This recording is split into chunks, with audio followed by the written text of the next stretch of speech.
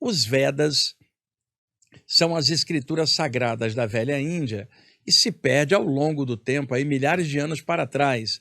Você não tem exatamente o tempo correto. Alguns vão falar 4.000 antes de Cristo, eu já vi outro falando 6.000, 7.000, o outro fala 30.000 lá atrás e diz que o tempo foi defasado. Então, não se sabe. Provavelmente, os Vedas são bem mais antigos do que se supõe. Mas essa altura do campeonato, não importa a longevidade ou temporalidade, o transitório do tempo daquilo, e sim a essência, a qualidade daquele ensinamento.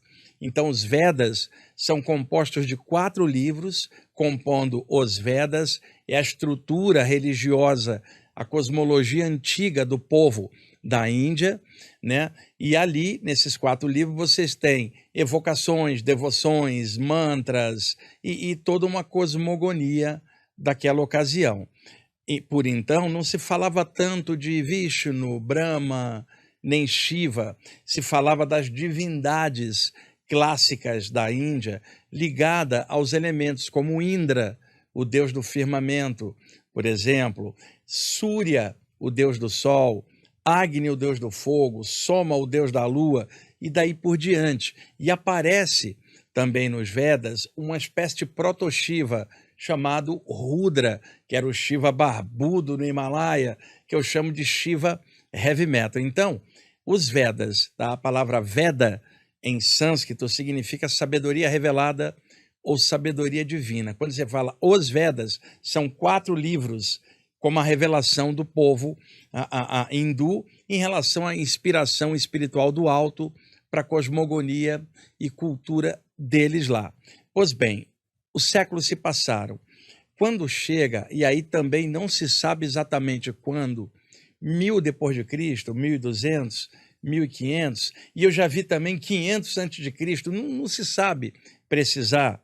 Surgiu na Índia, numa época em que florescia uma sabedoria perene lá, a sabedoria oriental clássica hindu, surgiu uma pleiade de sábios, homens e mulheres que tinham alcançado o estado de consciência cósmica, tinham expandido a consciência, e eles foram chamados, na estrutura hindu, de rishis ou maharishis. Rishi, os sábios, aqueles que veem o real, os videntes espirituais, no sentido vendo a realidade além das ilusões. Então, por aquela ocasião, fermentava na cultura da Índia todo um processo em que muitas vezes um casal, já com os filhos criados, resolvia se retirar para um canto da floresta, ou para um templo, ou para uma caverna lá em cima, para meditar em cima do eterno, do divino, se dedicar a uma caminhada espiritual. Então muitos fizeram isso, se retiravam do contexto social e iam meditar em cantos remotos, bem secretos. É claro que muitos e muitos fizeram isso e não alcançaram consciência cósmica nenhuma.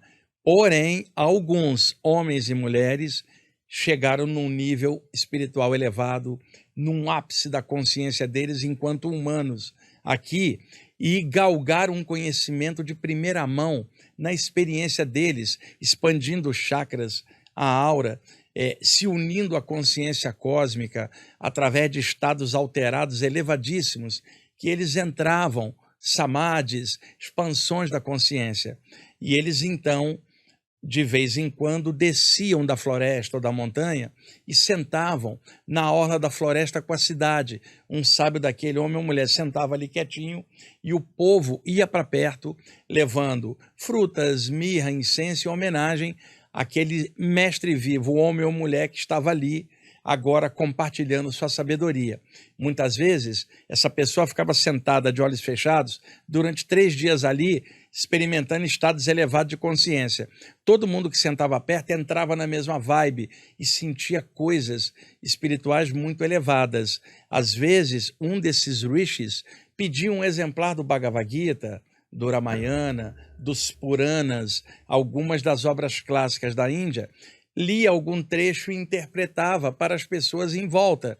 Só que eles interpretavam de uma forma muito original, porque o povo da Índia estava acostumado com os sacerdotes brahmanes pegando capítulos e versículos dos Vedas e recitando para eles, dentro dos rituais religiosos daquela ocasião. Acontece que esses rishis experimentavam aquilo numa consciência direta. Então, quando eles interpretavam o Bhagavad Gita ou o Ramayana, por exemplo, né, eles não falavam em capítulo e versículo, eles interpretavam a partir da consciência expandida deles, por uma experiência real. Ou seja, eles não estavam presos à letra de um livro, e sim voltados ao espírito daquilo que eles tinham captado e eram representantes, literalmente falando. Então, o povo da Índia se reunia ali aos pés, sentava aos pés daquele mestre e ele compartilhava informações, estados de consciência, muitas curas aconteciam ali. Logo depois ele se recolhia de novo na floresta ou na montanha. O ano que vem voltava e sentava ali no mesmo lugar, na orla da floresta com a cidade. Eu disse, com o tempo, o povo da Índia percebeu que aqueles sábios tinham um conhecimento espiritual incrível e as pessoas começaram a anotar o que eles falavam, Sim. que não era capítulo ou versículo dos Vedas, mas o conhecimento vivo. Com o tempo eles compilaram esses ensinamentos e isso se tornou os Upanishads, uma das obras clássicas da Índia, contendo os ensinamentos dos rishis, falando de três coisas: Brahman, o absoluto, o todo que está em tudo, o supremo; o Atman, que é a centelha vital de Brahman aqui, que é o espírito; e o Om, que seria a vibração primordial interpenetrando tudo. Brahman, Atman e Om. Esse tripé é o conhecimento dos Upanishads. E aí, os Upanishads se tornariam assim a cereja do bolo da tradição hindu, e aquele pessoal daquela época, eu achou tão legal os Upanishads, que eles fizeram o seguinte: imagina que aqui está os Vedas, os 4 livros compilados. Pegaram os Upanishads e colocaram no final dos Vedas, formando um livro só chamado Os Vedas. Eu vou fazer um paralelo, pessoal. Você pega os 4 evangelhos, tá? Do cristianismo nascente, os feitos de Jesus. Os cristãos acharam tão importante aquilo que colocaram ao final do Velho Testamento, hoje compondo a Bíblia como um todo. Mas entre o Velho Testamento e o Novo, com os 4 evangelhos, você tem um hiato de séculos, mas todo mundo lê como uma coisa só, mas com 2 segmentos, o Velho e o Novo. Lá na Índia, como paralelo, você tem os Vedas, que é a velha estrutura, e os Upanishads, que é a coisa mais popular, mais pessoal, mais renovada.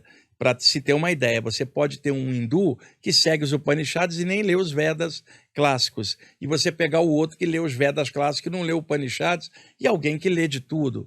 Então, os Upanishads, eles surgiram a partir desses ensinamentos dos rishis. E a doutrina, ou conjunto de conhecimento que trabalha baseada nos Upanishads, se chama Vedanta, que é a palavra Veda, que é sabedoria, com Anta, que é fio de ligação.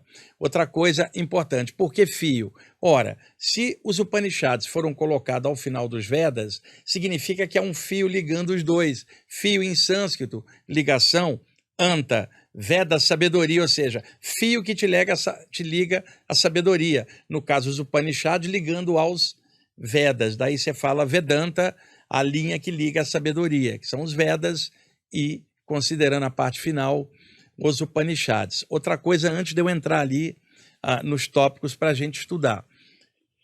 A palavra Upanishads, ela tem várias traduções. A mais aceita é aos pés do mestre, né? Ou aos pés da sabedoria. Por quê?